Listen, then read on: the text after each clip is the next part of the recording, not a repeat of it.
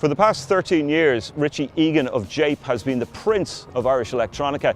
He's just released his fifth album, This Chemical Sea, and we met him here at the National Concert Hall in his rehearsal room to talk about it. Let's go have a look.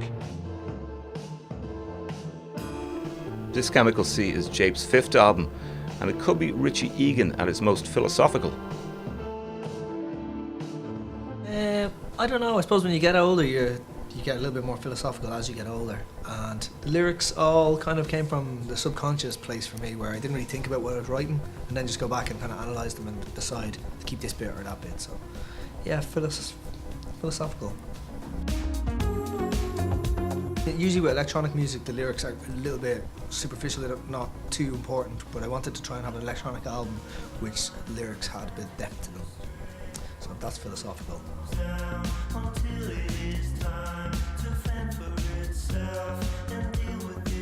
Whenever you're writing a bunch of songs, like as I say, just let them come, and one thing that seemed to be coming true in a lot of the tracks was the idea of pollution, and that was not just the ecology but also the way we pollute our bodies with simple, like even like a cup of coffee in the day or a headache tablet, you know, we kind of need to use chemicals in order to progress, and the byproduct of that is pollution. So I think it was trying to link those, that was one theme on the record, is sort of trying to link the idea of pollution as with progress, you know. Okay. So then is it a concept album? I think it is. I think Richie's stuff generally does tend to be, it all has a kind of a common thread. So I think lyrically everything always ties into the album cover. The album cover then goes back to the music, and it's kind of a cycle of things. But it's good. It's when you're writing a bunch of songs for a record, it's nice to try and let them speak to you, and then you can kind of see that this is what it's happening here, and it's good. Then you get the concept, and then when you get that concept, then you can actually start to sort of think of it from that way and sort of embellish that a little bit. And at the risk of sounding a bit Swiss Tony, this is where the magic happens, upstairs at the National Concert Hall. But Richie also has his own studio in Malmo in Sweden. He moved there 3 years ago for personal reasons. I just became a sexual refugee over there in Malmo. So, and also it was nice I was kind of into the idea of getting out of Ireland and seeing how it would be to sort of write a record in a different environment, because in Dublin there's just so many distractions and everything, you know, and I'm like music, obviously all musicians in Dublin kind of know each other, so you walk down the street, you end up going for a pint with somebody or going for a coffee, whereas in Malmo I don't really know anybody, so when I walk to the studio it's like just I can focus a bit more, go a bit deeper with the tracks, you know.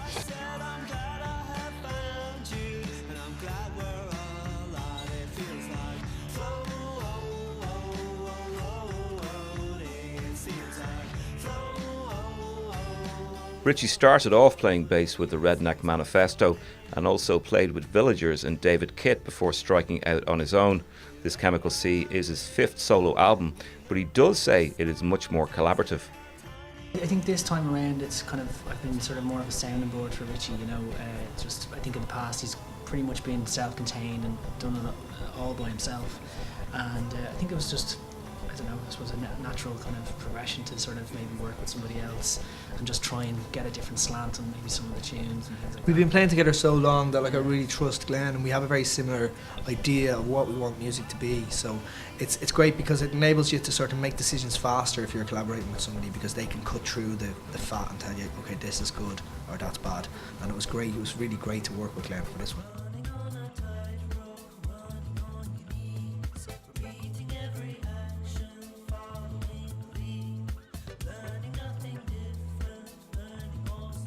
Thematically, I mean, the idea of change is in there a bit as well, and the idea of breathing as well was another one that kind of came in a lot into the tracks. And it's just breathing, you know, just the idea of breathing. It's so natural to us, but we don't really think about how important it is. Basically, it's probably the most important thing you're going to do in the day is breathe. I'm just thinking about breathing. Yeah, kind of concentrate. and yeah, it's just trying to tie those things together, you know, just tie all these little weird things together. But also make sure that you're not too literal, you know. You need to leave ambiguity for people, and you need to give them like depth. So the idea with it was to have simple melodic songs which had depth that you could go back to and maybe find other stuff in, you know. And those themes, they just happened to be the ones that came up, and they were the ones that kind of interested me when I was writing the lyrics. So.